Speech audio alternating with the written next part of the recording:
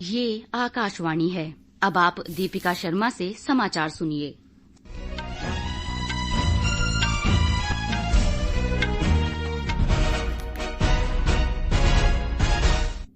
राष्ट्रपति द्रौपदी मुर्मू ने राष्ट्रीय राजधानी क्षेत्र दिल्ली सरकार संशोधन विधेयक और डिजिटल व्यक्तिगत डेटा संरक्षण विधेयक को मंजूरी दे दी है। इसमें राष्ट्रीय राजधानी क्षेत्र दिल्ली के अधिकारियों और कर्मचारियों के कार्यों, नियमों और सेवा की अन्य शर्तें शामिल हैं। इसमें राष्ट्रीय राजधानी सिविल सेवा प्राधिकरण के गठन का भी प्रावधान है। प्राधिकरण में दिल्ली के मुख्यमंत्री, दिल्ली के मुख्य सचिव और दिल्ली के प्रधान गृह सचिव सम्मिलित हैं। प्राधिकरण अधिकारियों के स्थानांतरण और नियुक्ति तथा अनुशासनात्मक मामलों में दिल्ली के उपराज्यपाल को सिफारिशें देगा। डिजिटल व्यक्तिगत डेटा संरक्षण विधेयक 9 अगस्त को राज्यसभा में सर्वसम्मति से और लोकसभा में 7 अगस्त को ध्वनिमत से पारित किया गया था। प्रधानमंत्री नरेंद्र मोदी ने कल मध्य प्रदेश में सागर के ढाना में करीब 4,000 करोड़ रुपए की रेल और सड़क परियोजनाओं का लोकार्पण और शिलान्यास किया। श्री मोदी ने सागर के पास बड़तूमा में लगभग 100 करोड़ रुपए की लागत से बनने वाले संत रविदास स्मारक और मंदिर का भूमि पूजन किया।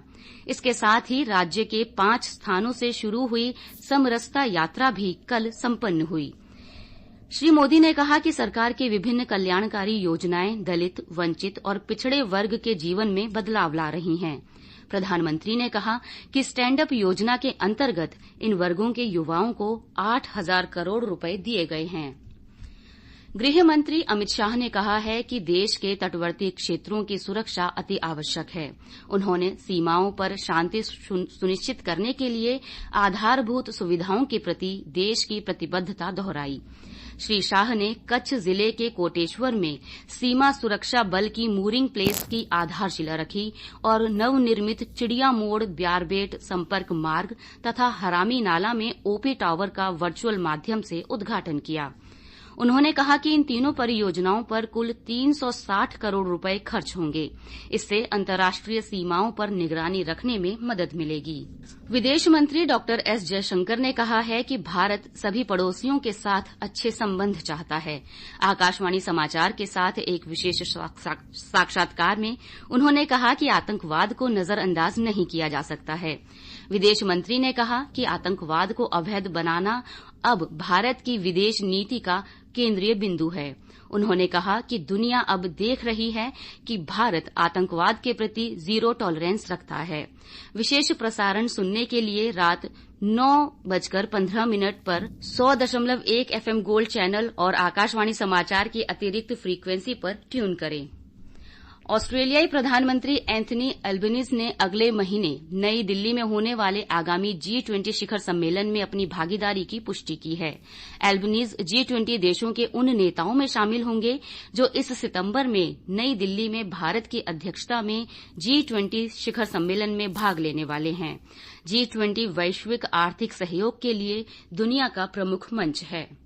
भारतीय नौसेना के 2 जहाजों INS विशाखापत्तनम और INS त्रिकंद ने कल UAE नौसेना के साथ जायद तलवार नामक द्विपक्षीय नौसेना समुद्री साझेदारी अभियान में भाग लिया।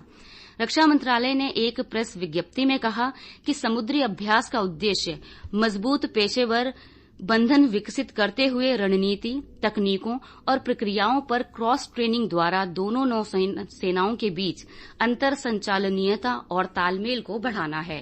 मौसम विभाग ने कहा है कि उत्तराखंड में आज और सोमवार को अत्यधिक तेज वर्षा होने की संभावना है। हिमाचल प्रदेश, पंजाब, हरियाणा, उत्तर पश्चिमी उत्तर प्रदेश और पूर्वी उत्तर प्रदेश में आज और सोमवार को बहुत तेज बारिश हो सकती है। भारत ने हीरो एशियाई हॉकी पुरुष चैंपियनशिप फाइनल जीत लिया है। भारतीय खिलाड़ियों ने मलेशिया के 3 के मुकाबले 4 गोल हासिल किए। मलेशिया अंक तालिका में दूसरे स्थान पर रहा।